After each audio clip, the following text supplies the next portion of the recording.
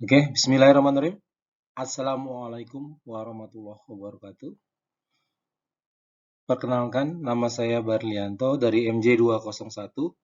Kali ini kami akan coba menjelaskan tentang jawaban dari soal di UTS, mata pelajaran Statistika, Ekonomi, dan Bisnis. Berikut tugas yang diminta adalah memperhatikan jawaban soal B.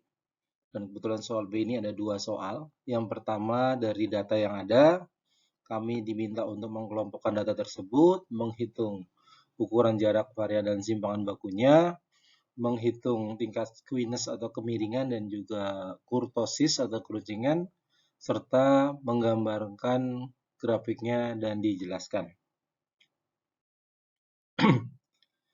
Ini adalah evidence atau bukti kami mengerjakan sebelumnya di Excel.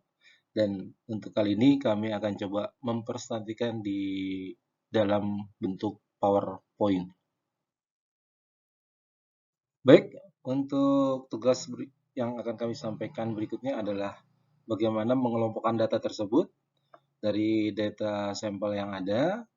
Kita coba hitung, jadi antara sampel terkecil sampai dengan yang terbesar, dan kita kelompokkan menjadi range bagian-bagian.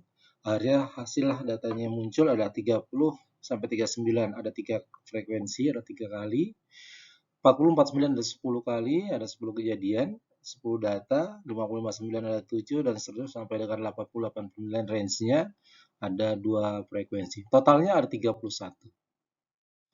Bukan sampai situ saja, kita juga hitung yang namanya frekuensi relatif. Frekuensi relatif adalah frekuensi dibagi total frekuensi dikali 100. Contohnya di range 30 sampai dengan 39, ini ada frekuensinya 3, dibagi total frekuensi, hasilnya 9,68. Ini setelah dikalikan 100. Jadi 3 dibagi 31 dikali 100. Berikutnya 40, 49 juga sama, 10 dibagi 31 dikali 100 sama dengan 32,26 dan seterusnya. Sehingga semua total frekuensi adalah 100%. Dan ini data histogram. Kita buat juga data histogram. Tujuannya adalah agar memudahkan untuk visualisasi, melihat area mana yang paling dominan, area mana yang paling besar. Terlihat dalam grafik ini, dari range 40 sampai dengan 49 adalah yang paling besar. Ini adalah satu cara untuk visualisasi. Oke, berikutnya kita hitung ukuran jarak, varian, dan simpangan bakunya. Pertama kita mencari min atau nilai rata-rata. Rumusnya adalah X bar sama dengan sigma Fx dibagi sigma F. Nah, di sini ada sigma Fx berarti F kali X. Sehingga kita harus mencari nilai X-nya dulu. Nilai X adalah nilai tengah. Bagaimana cari nilai X? Yaitu batas bawah ditambah batas akhir dibagi 2. Sehingga muncullah nilai X-nya. Jadi untuk range 30, 39, nilai tengahnya ada 34,5. 40, 49, 44,5. Yaitu dengan rumus batas bawah ditambah batas akhir dibagi 2. Sampai dengan terakhir, untuk range 80 plus 89, 80 sampai dengan 89, adalah 84,5. Ini dari 80 ditambah 89 dibagi 2. Kita sudah ketemu nilai X. Sehingga tinggal dikalikan F dengan X. Sehingga hasilnya untuk F dengan X ketemulah seperti ini. 3 frekuensi dikali dengan nilai X yang 34,5 hasilnya 103,50. Untuk yang frekuensi yang kedua yang 40, 49, 10 dikali 13 sama dengan 445,00 dan seterusnya, sehingga ditemukan angka totalnya adalah 1720. Sehingga kita bisa masukkan ke dalam rumus 1720 dibagi 31 hasilnya 55,47. Berikutnya adalah kita mencari median atau nilai tengah. Rumus median adalah LO atau batas bawah kelas yang mengandung median, ditambah CI adalah interval kelasnya, plus setengah N dikurangi frekuensi ini kumulatif yang batas atas, dibagi dengan FE ada frekuensi dari kelas yang mengandung median. Sebelumnya kita cari letak median dulu, jadi letak mediannya di mana? Dengan cara rumus adalah setengah N, sehingga setengah kali 31 sama dengan 15,5. Inilah letak mediannya. 15,5 berarti di sekitar sini. Jadi untuk mediannya adalah di posisi 50 sampai dengan 59. Ini adalah posisi mediannya. Lalu kita masukkan ke dalam rumus. Dari yang tadi ketemu bahwa untuk rumus mediannya hasilnya ada 50 ditambah 10 di 15,5 dikurang 13 ini adalah tadi untuk frekuensi atas dibagi dengan 7 ini adalah frekuensi FE frekuensi dari kelas yang mengandung median, yaitu frekuensi 7 di sini, sehingga hasilnya ketemu angka 62,1. Berikutnya kita mencari modus atau nilai yang sering muncul. Rumusnya adalah modus sama dengan LO plus CI. LO adalah batas bawah kelas yang mengandung modus, plus CI. CI ini adalah interval kelas. D1 dikali D1 per dibagi D1 ditambah D2. D1-nya adalah selisih frekuensi yang mengandung modus dengan sebelumnya. Yang D2 adalah selisih frekuensi yang mengandung modus dengan setelahnya. Kalau kita lihat di sini, kita masukkan ke dalam rumus. Jadi LO-nya adalah 40 ditambah intervalnya adalah 10. Terus untuk D1-nya adalah 7. Dari mana 7?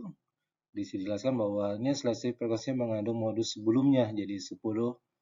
Oh ya, saya jelaskan sedikit bahwa untuk modusnya posisinya ada di sini. Karena apa?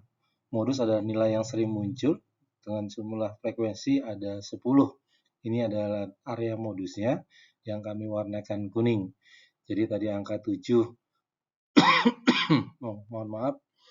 Untuk angka 7-nya ini adalah D1. D1 selisih frekuensi mengandung modus dengan sebelumnya. Artinya 10 dengan 3 adalah selisihnya 7. Sedangkan D2 adalah 10 dengan 7 selisihnya 3. Kita masukkan dalam rumus. Hasilnya ketemu 47,0. Ini adalah nilai modus.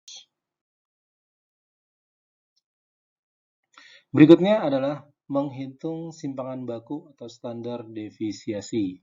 Dipahami bahwa standar defisiasi atau simpangan baku adalah akar dari varian, sehingga kita nyari varian dulu. Rumus varian adalah S kuadrat sama dengan sigma F dikali X min X bar pangkat 2 dibagi N. Nah, sehingga kita lanjutkan hitungan kita bahwa kita mencari F kali X min X bar pangkat 2. Akhirnya ketemulah totalnya 6070,97. Kita masukkan dalam rumus 6070,97 dibagi 31 dibagi N sama dengan 195,838 nilai varian. Nah, kita masukkan ke dalam rumus bahwa simpangan baku S sama dengan akar varian dari nilai tersebut. Kita akarkan menjadi 13,994. Yang berikutnya adalah tugas kita menghitung tingkat squeeze atau kemiringan dan juga tingkat kurtosis atau keruncingan. Serta kita gambarkan grafiknya. Nah, untuk mengetahui tingkat squeeze, kita sudah punya data untuk min, ya, rata-ratanya 55,47, mediannya 62,14, modusnya 47,0, dan standar defisiasinya adalah 13,99. Jadi untuk min adalah sama dengan lebih kecil dari median dan juga lebih besar dari modus. Kita coba gambarkan kurvanya. Jadi min ini mediannya lebih kecil dari median dan lebih besar dari modus. Kalau lihat dari data tersebut, ini melihat memiliki kemencengan yang positif atau arah kanan.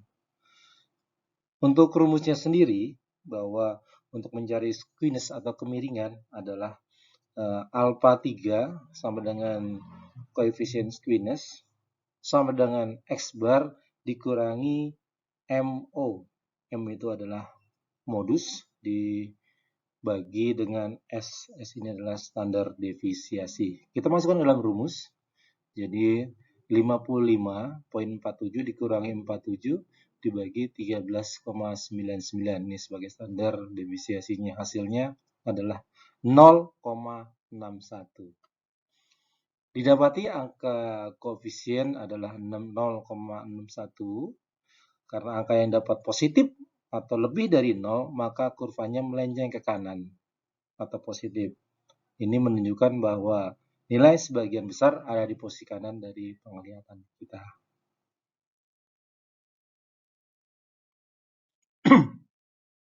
Berikutnya adalah menghitung tingkat kurtosis atau keruncingan. Ya, rumus kurtosis adalah alpha 4 sama dengan sigma F dikali X min X bar pangkat 4 dibagi NS atau standar deviasi pangkat 4. Nah, kita lanjutkan perhitung-hitungan kita mencari F kali X min X bar pangkat 4. Kita baru X min X bar pangkat 2. Kita hitung terus sampai dengan ketemu pangkat 4. Nah, sudah ketemu angka 4, jadi F kali X min X bar pangkat 4 hasilnya ada 270,3550.07. Kita masukkan ke dalam rumus, 270-nya dibagi dengan 31 dikali S standar depresiasi dibagi dipakar 4. Hasilnya adalah 2,273946589. Ini yang kita dapat dari tingkat kurtosis atau keruncingan. Karena nilai kurtosisnya 2,2, yang artinya nilai kurtosis lebih kecil dari angka 3, dengan pengertian data memiliki distribusi platykurtik atau lebih rata. Sehingga kita gambarkan gambar kurvanya seperti ini.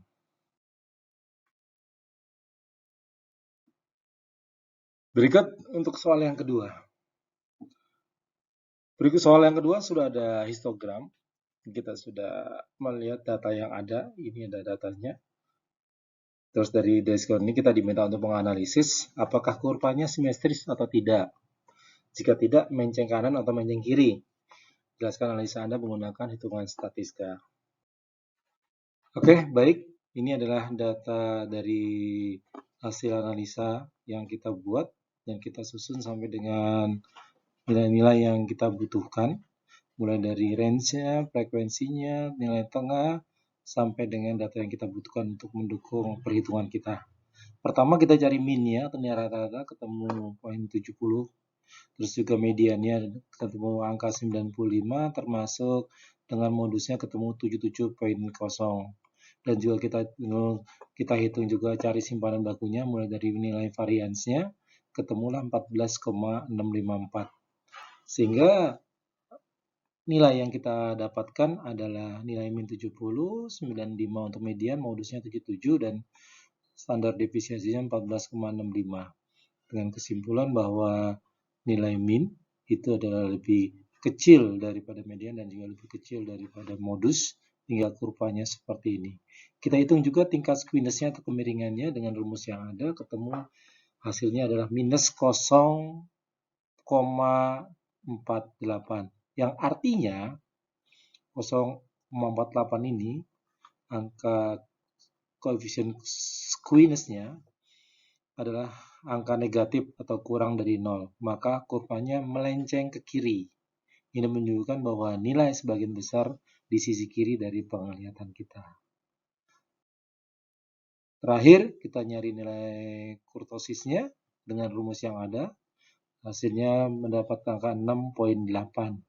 Nah, Nilai kultus ini lebih dari 3, yang berarti data memiliki distribusi leptokurtik atau lebih runcing, dan grafiknya seperti ini. Demikian hasil analisa penjabaran yang kami sampaikan. Terima kasih, mohon maaf bila ada yang kekurangan, dan terima kasih atas pembelajarannya. Saya tutup. Assalamualaikum warahmatullahi wabarakatuh. Selamat siang. Terima kasih.